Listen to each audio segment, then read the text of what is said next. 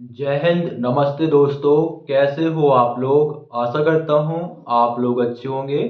SSC steno 2024 का आपका result कब आएगा और आपका कट ऑफ जो है स्किल टेस्ट के लिए कितना जाएगा और फाइनल कट ऑफ आपका कितना जाएगा, ये मैं आपको बताने वाला हूँ। इसके अलावा आपके जो एग्जाम हुए हैं उसमें कितने लोग एग्जाम देने गए थे वो भी मैं आपको बताऊंगा। क्योंकि आप देखोगे ना, इस बार तो बहुत ही कम लोग आपका एग्जाम देने गए हैं। मतलब कंपटीशन एसएससी स्टेनो में ना के बराबर है अगर आप अच्छे से तैयारी कर रहे हो तो। एक तो स्किल टेस्ट और दूसरा इसमें बताओ इतने कम लोग आपका पेपर देने गए हैं। तो अगर आपका इस वर्ष नहीं हुआ तो 2025 के लिए अच्छे से तैयारी कर लेना, आपका आसानी से सिलेक्शन हो जाएगा। क्योंकि अगर आप अभी सिलेक्शन नहीं लोगे तो फिर कंपटीशन बढ़ता जा रहा है। ठीक है, तो जानते हैं भर्ती के बारे में, कितना कट ऑफ जाएगा, कब रिजल्ट आएगा, 2025 की तैयारी कैसे करें। तो सबसे पहले हम बात कर लेते हैं कि आपका रिजल्ट कब आएगा। तो देखो, जब आपका एग्जाम हुआ पिछली वर्ष तो उन्होंने 40 दिन के अंदर आपका जो है वो रिजल्ट जारी कर दिया था। ठीक है, तो आपका जो रिजल्ट है वो आज हो गई है आपकी 13 तारीख, और आपका रिजल्ट 25 और 13 के बीच में कभी भी आज, मतलब जो ये समय चल रहा है ये आपका इम्पोर्टेंट समय चल रहा है, मतलब कभी भी आपका रिजल्ट जारी हो सकता है। ठीक है, तो रिजल्ट के लेकर बेफिक्र रहें। और अगर आपके इतने नंबर आ रहे हैं तो आप ये स्किल टेस्ट की तैयारी कर सकते हो, और नहीं भी आ रहे तो भी स्किल टेस्ट की तैयारी करना है, क्योंकि 2025 में आपकी भर्ती है तो स्किल टेस्ट की 100% तैयारी करना ही करना है। ठीक है, तो कितने लोग पेपर देने गए थे वो भी मैं आपको बताऊंगा।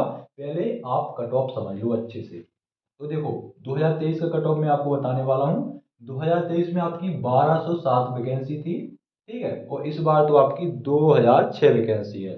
तो पिछले साल स्किल के लिए जो कट ऑफ गया था वो गया था जर्नल का 131.3, ओबीसी का 125.02, एससी का 100.4 और एसटी का 88.7 और ईडब्ल्यूएस का 126.2।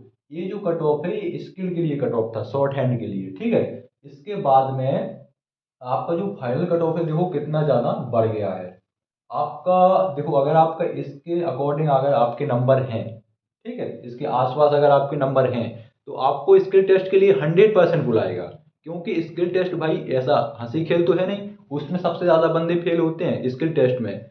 जैसा आपका पेपर है वैसे ही आपको समझ लो स्किल टेस्ट है, 6 6 महीने लग जाते हैं सीखने में और स्पीड आने में। ठीक है, मेन मेन चीज़ है आपका स्पीड आना।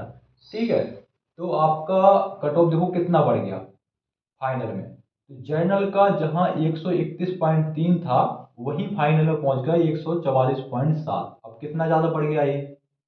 ठीक है, और ओबीसी का जहां स्किल टेस्ट के लिए 125.02 था वहां ओबीसी का 143.9 पहुंच गया। ठीक है, और एससी का जहां स्किल टेस्ट के लिए 109 था वो आपका एससी का 136.8 पहुंच गया फाइनल में। और एसटी का जहां स्किल टेस्ट के लिए 87.88.7 था वो कितना पहुंच गया, 116.8 पहुंच गया। तो आपका स्किल टेस्ट के लिए बहुत कम कट ऑफ लगा और फाइनल में देखो कितना ज़्यादा कट ऑफ बढ़ गया। तो ईडब्ल्यूएस का 126.2 था स्किल टेस्ट के लिए, कट ऑफ फाइनल में 144.6 पहुंच गया। और सबसे कम कट ऑफ जो गई थी वो बीआरओ, बॉर्डर रोड ऑर्गेनाइजेशन की गई थी। उसके बाद सबसे कम कट ऑफ गई थी आपकी आईबी की, इंटेलिजेंस ब्यूरो की। ठीक है, तो ये मैं आपको कट ऑफ बता रहा हूँ। अगर आपके 140 प्लस नंबर है जनरल में, जैसे आपके 140 आ रहे हैं नंबर, जनरल की बता रहा हूँ, अगर आपके 140 नंबर है तो आपका सिलेक्शन होने के चांस हैं। क्योंकि रिजल्ट जब आएगा तो आपका नॉर्मलाइजेशन नंबर ही मिलेंगे, और अगर नॉर्मलाइजेशन नंबर आपको 5 नंबर का मिल गया तो आपका 100% सिलेक्शन हो जाएगा, क्योंकि वैकेंसी भी इस बार ज़्यादा है। ठीक है, अब आप कहोगे भाई कट ऑफ बता दो, तो वो कट ऑफ यार उनके ऊपर निर्भर करता है ना, ऐसे कैसे दूंगा मैं यार आपका जो है माइंड ऐसे घुमा देंगे भाई हो जाएगा आप सपने सजा लो, तो ऐसा किसी का वो नहीं। देखो, डिमोटिवेट नहीं होना है यार दोस्त। अगर आप तैयारी करें तो डिमोटिवेट बिल्कुल नहीं होना, खेल है, खेलो इससे अच्छे से। ठीक है, इस बार नहीं हुआ 2025 में होगा। लेकिन अगर आपके 140 नंबर आ रहे हैं तो सिलेक्शन के पूरे पूरे बिल्कुल चांस हैं। ठीक है, क्योंकि नॉर्मलाइजेशन नंबर 5 नंबर का मिल गया तो बढ़ गए। अभी मैं एक लड़का था मिनिस्ट्री ऑफ डिफेंस में सिलेक्शन हुआ है उसका, 141 ही नंबर थे उसके, 139 140, उसको 5 नंबर का वो मिल गया था, क्या मिल गया था, नॉलेज नंबर, ठीक है। तो उसका 141 थे शायद, तो उसका जनरल का था, गुप्ता था, तो उसका 146 के समथिंग पहुंच गया था, 146.5। तो उसका मिनिस्ट्री ऑफ डिफेंस में सिलेक्शन हो गया है, उसका मेरा उसका पूरा स्कोर कार्ड है मेरे पास में, ठीक है। तो अगर आपके जनरल में 140 प्लस आ रहे हैं हो जाएगा, ठीक है, नॉर्मलाइजेशन नंबर मिला रहा हूँ, अगर 139 है और नॉर्मलाइजेशन नंबर मिले तो हो जाएगा ओबीसी वालों का। एससी वालों का अगर आपका 130 के समथिंग है, 130 प्लस है, तो एससी वालों का फाइनल में हो जाएगा। और एसटी वालों का अगर 110 प्लस है तो फाइनल में हो जाएगा। अगर ईडब्ल्यूएस का 140 है तो फाइनल में हो जाएगा। ईडब्ल्यूएस और ओबीसी वाले रिपोर्ट बताओ, बराबर फाइट कर रहे कि नहीं कर रहे? ईडब्ल्यूएस 144 है, बराबर क्यों? ये तो ज्यादा ही गया, एक ज्यादा गया, किसी में ज्यादा गया किसी में कम गया, ठीक है, एक पॉइंट ज्यादा 144 है और इसमें 143 है, ठीक है। तो इतना कट ऑफ आपका जाएगा। अब देख लो कि कितने लोग आपके एग्जाम देने गए थे। तो देखो 2022 में जब वैकेंसी निकली थी तो 1,83,000 आवेदन, वो 1,83,000 लोग आपका एग्जाम देने गए थे। और फॉर्म कितने डले होंगे? 3.5-4 लाख के समथिंग, कितने ही डलते हैं, 4 लाख, 4.5 लाख से ज्यादा नहीं होते। 2023 में कितने लोग गए थे? 1,87,000। अब है भैया 2024 का डाटा, तो 2024 में 1,59,850। वो फॉर्म कितने डले हैं? 3.5 लाख डले हैं शायद, 3.5 लाख प्लस डले हैं, 4 लाख से ज्यादा नहीं है बस, ठीक है। बताओ 1.5 लाख आपके, 1,60,000 समझ लीजिए, 1,60,000 आपके मान लो पेपर देने गए हैं, 1,59,850 कैंडिडेट जो हैं वो आपके पेपर देने गए हैं। तो बताओ कितना कम कंपटीशन है इसमें। हम्म? और आप दूसरी एसएससी एमटीएस के लिए 50-50, 57-57 लाख फॉर्म डल रहे हैं, 52 लाख। CHSL में 40-50 लाख तो डल ही जाते हैं।